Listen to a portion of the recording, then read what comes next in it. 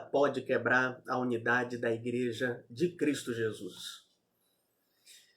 Meus irmãos, nós estamos vivendo uma fase caótica, mas que em meio ao caos, o Espírito de Deus continua se movendo sobre a face desse abismo e a palavra do Senhor continua tendo autoridade de trazer luz, de trazer ordem onde existe caos.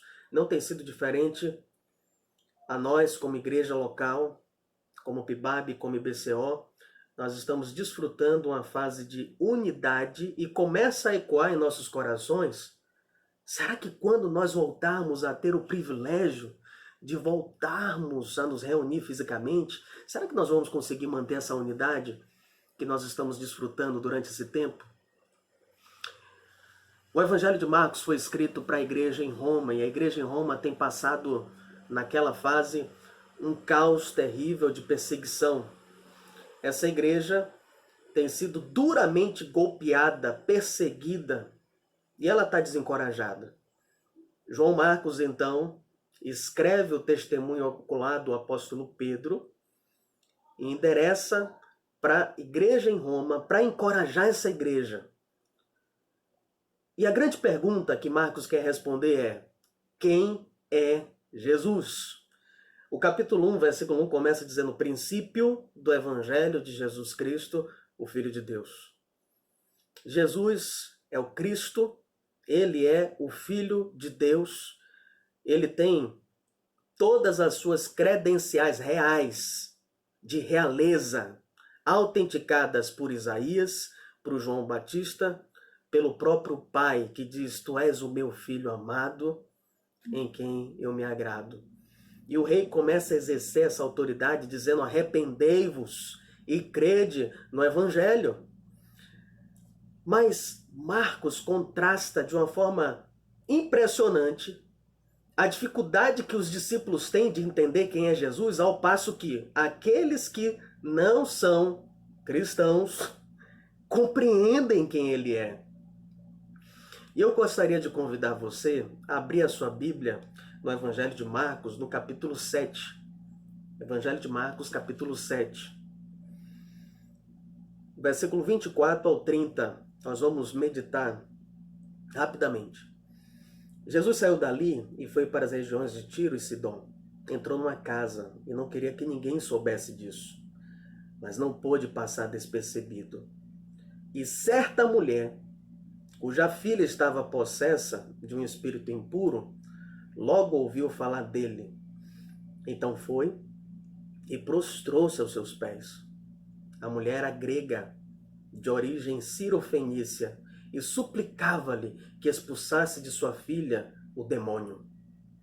Jesus lhe respondeu: Deixa que primeiro os filhos se fartem, pois não é justo tomar o pão dos filhos e jogá-lo para os cachorrinhos. Ela, porém, prosseguiu, dizendo-lhe: Sim, Senhor, mas também os cachorrinhos debaixo da mesa comem das migalhas dos filhos. Então, ele lhe disse: Por causa dessa palavra, vai, o demônio já saiu de tua filha. Ao voltar para casa, ela achou a menina deitada sobre a cama. O demônio já havia saído. O rei é superior a toda força da natureza, ele é superior aos demônios, às enfermidades. O capítulo de número 6, você volta um pouquinho, nós temos a primeira multiplicação dos pães, a partir do versículo 30 do capítulo 6. E Jesus quer se apresentar aos seus discípulos como o sustento. Ele é o pão vivo que desceu do céu. Ele é aquele que provê alimento. Ele é aquele que tem toda a fartura nele. Os discípulos não entendem isso. Ainda no capítulo 6, a partir do versículo 45, Jesus se despede dos seus discípulos, tem um momento a sós, a fim de orar. Começa uma grande tempestade e Jesus se dirige aos seus discípulos andando sobre as águas. E quando os discípulos veem Jesus andando sobre as águas, eles pensam que é um fantasma.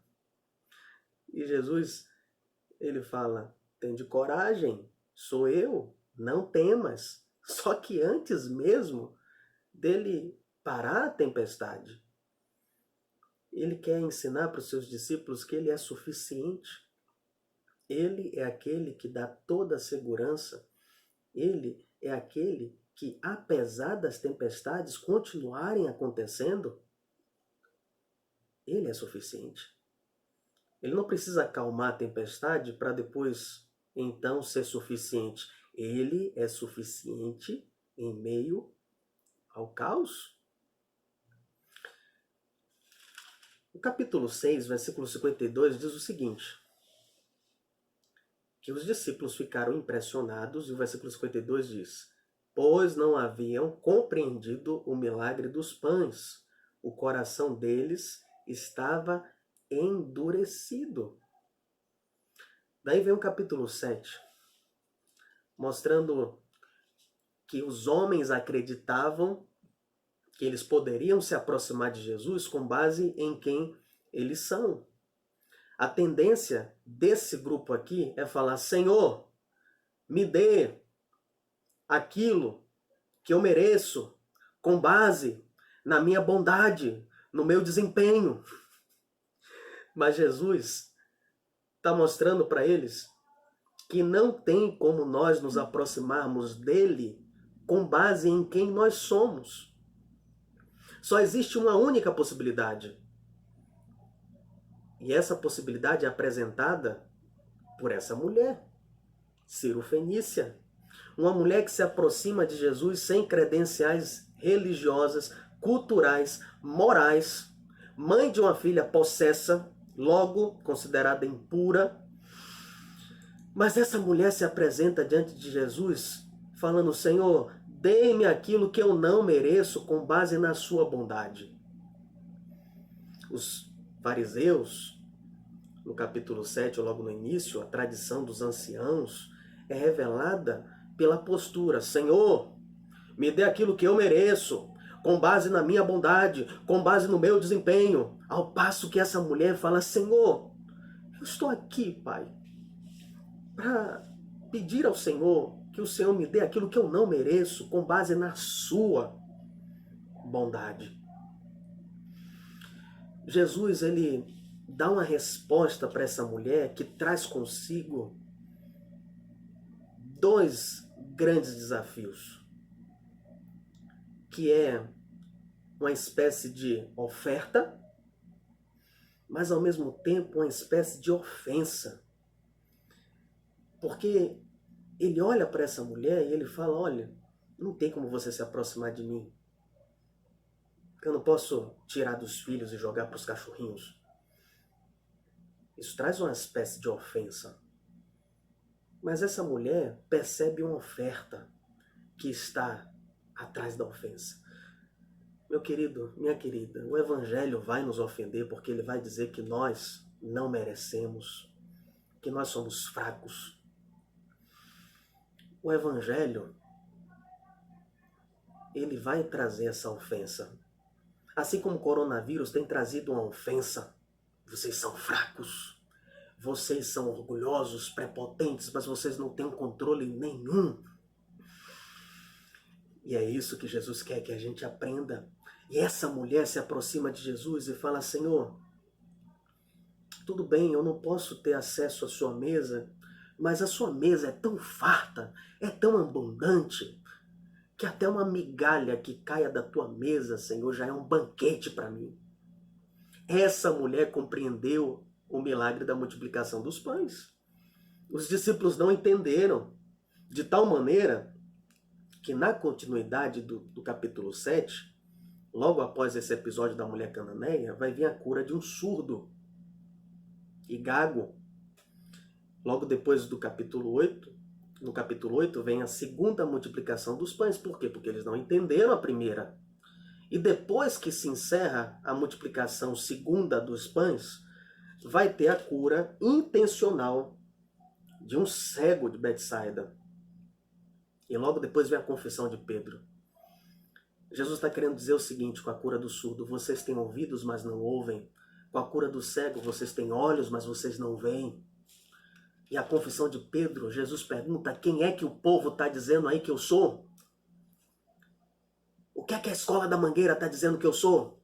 Quem você diz que eu sou?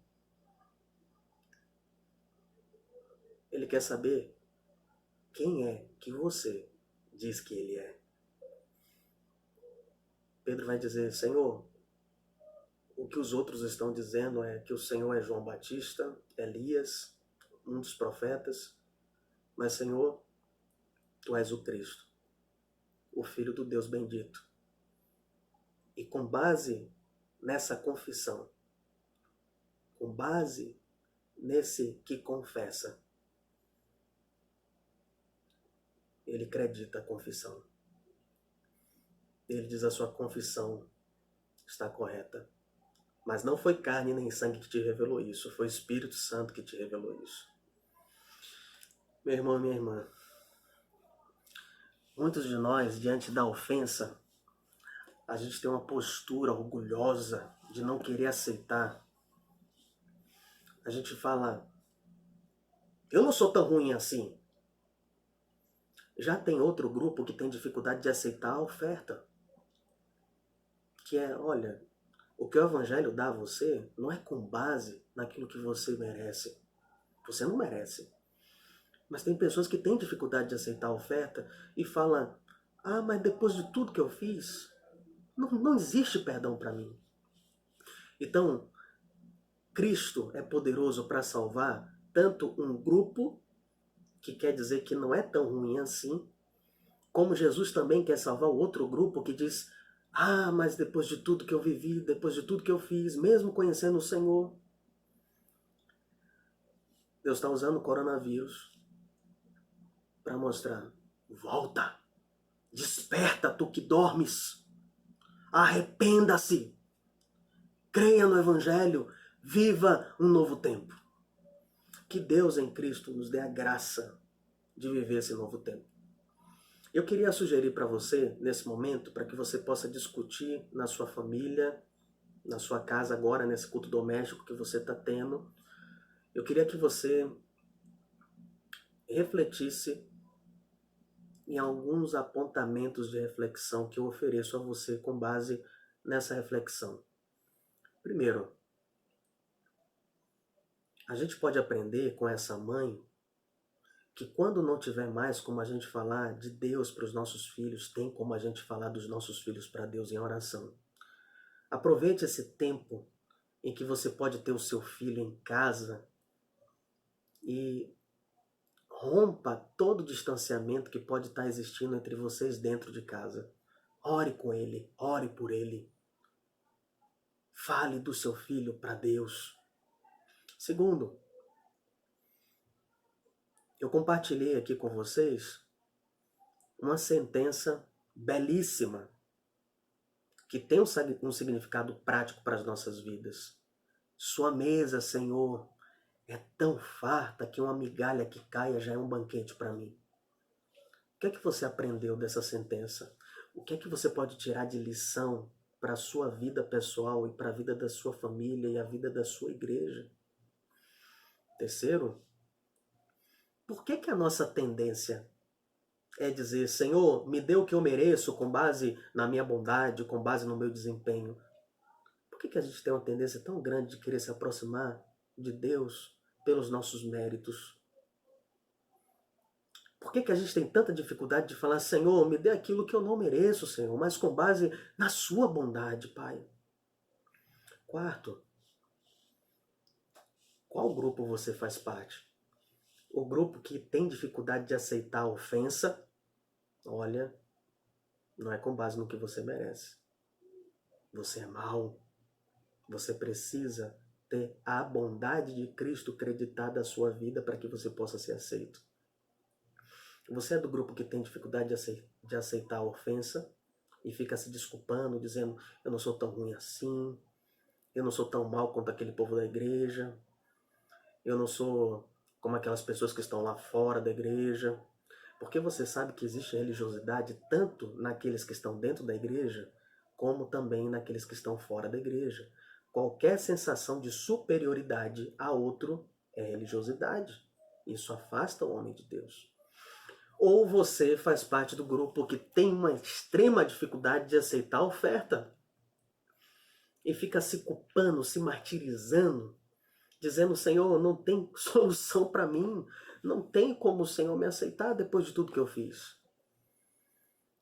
Se arrependa da sua arrogância, do seu orgulho, e se agarre desesperadamente aos pés de Cristo Jesus como essa mulher, dizendo: Senhor, eu não estou me aproximando do Senhor com base em quem eu sou.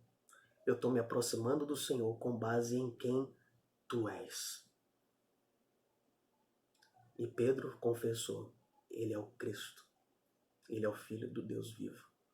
Princípio do Evangelho de Jesus Cristo, o Filho de Deus. Na cruz, Jesus, mesmo sendo filho, ele foi tirado da mesa do Pai, sem uma migalha sequer, para que nós, que não éramos filhos ou não somos filhos, tivéssemos o privilégio de sermos feitos filhos de Deus. Nós só podemos nos aproximar de Deus pelo mérito de Cristo Jesus. Que Deus abençoe grandemente a sua vida, em nome de Jesus.